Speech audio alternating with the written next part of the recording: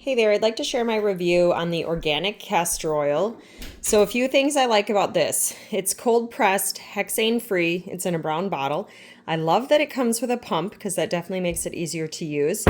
As far as the castor oil itself, it's very comparable to the other castor oils that I've used. I love using this on my face at night to help with moisture.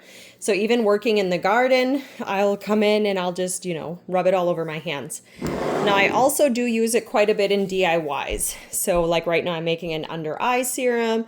I'm making some nail serums as like DIY gifts and things like that.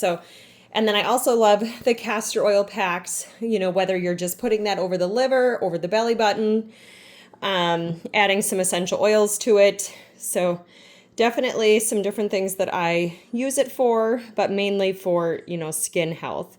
So from everything from what I'm seeing on the label, feels accurate. It smells, like all the other castor oils that I use.